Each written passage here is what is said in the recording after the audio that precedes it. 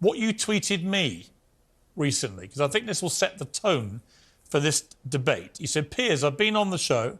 I know you to be a fair journalist, but I don't understand why you're giving these Islamo-Nazis such a large platform over and over again to spread their venom. There comes a point when you have heard their message and you've done your duty. Would you likewise host every single member of the SS in Nazi Germany for the sake of debunking? I hate to say you're not doing a good job at it. Their lies and propaganda are so carefully crafted that the more you put Hamas apologies on, the more effective they become. Asking people to debate them, to debate how many babies were killed, whether it's by beheading or by stabbing or by burning babies alive, is tasteless and disgraces the memory of the innocent Jewish people who've been killed. At what point does your journalism become a propaganda tool for terrorism? They send their best and brightest to you to engage in mental masturbation, acrobatics, and they're running circles around you. With all due respect, enough. In the battle between good and evil, there is no journalistic obligation to continue to put evil on a platform to be debated. So, I mean, that seems to me a pretty strong way to start this debate, because what you seem to be saying is that so long as I have pro-Israeli voices, that's fine. As long as I have a lot of people like you who just have one view of this, then I'm a fair journalist. But the moment I stray into people who are pro-Palestinian in a very passionate manner, then somehow I'm failing in my journalistic duty. And I would say that that right there is part of the problem, Brooke, because I have tried to turn this show into a genuinely fair platform for all sides, all arguments, all voices. And I think we've been getting the audiences that reflects, which is people like it.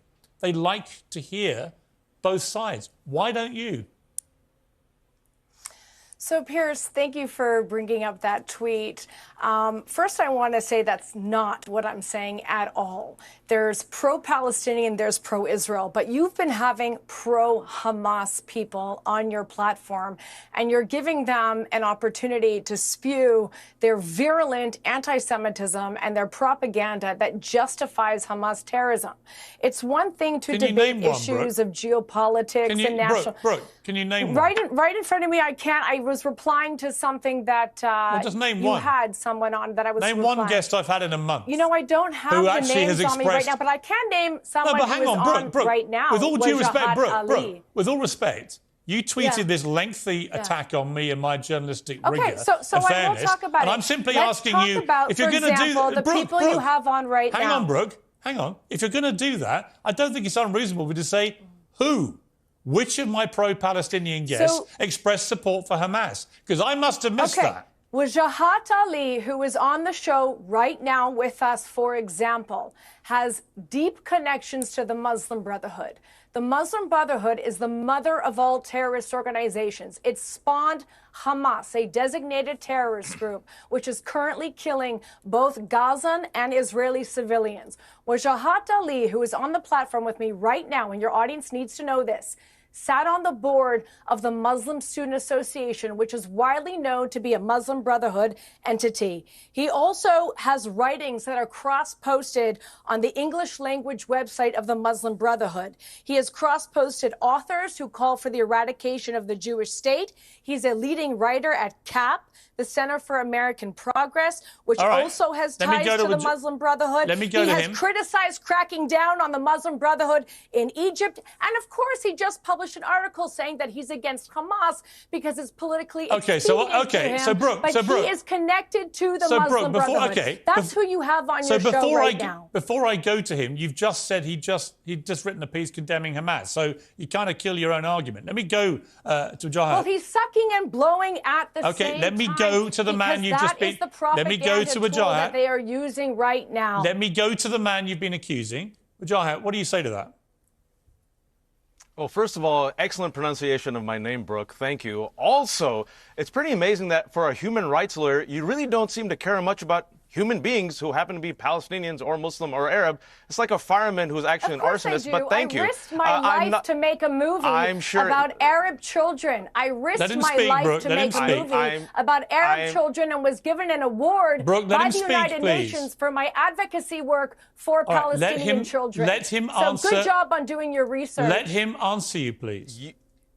You are the hero and you are the victim. But let me say the following. Let me say that, well, the person who accused me of being the Muslim Brotherhood and the person who's accused us, anyone who's pro-Palestinian, of being a Nazi, which is, by the way, what Brian Mass said, a Republican. He said there's no such thing as Palestinian civilians because they're just like Nazis, right? But anyway, let me say this, because Piers, I've seen your show. I appreciate Brooke, can you let Wajahat speak, please? please? Do you condemn the Muslim Brotherhood? Let me say this. I'm going to go a step forward. Look at this. This is what I'm going to do, because I've seen people with my melanin on Piers' show. I've proactively been asked to condemn Hamas. I condemn Hamas. I condemn Hezbollah. I condemn Islamic Jihad. I condemn Muslim Brotherhood. I condemn chocolate hummus. I condemn anti-Semitism. I condemn Islamophobia. I condemn white supremacy. I also condemn Israel's occupation. I condemn settler violence against Palestinians that have killed over 100 people in the West Bank. I condemn Netanyahu using dehumanizing language that you use, such as calling every Palestinian Amalek. I condemn the heritage minister saying that he wants to drop a nuke on Gaza. I have condemned all of that. Do you, Brooke, join me in condemning everything that I have condemned? Because I think as a human rights lawyer, anyone who cares about humanity, they should condemn everything that I have condemned.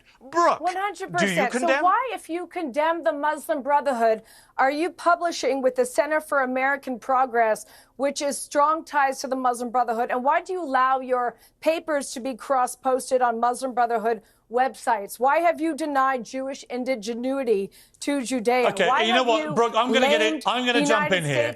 I'm going to jump in here because we're straying. You keep come mentioning. And you say these things on television, Brooke, but you write the exact opposite. Yeah, Brooke.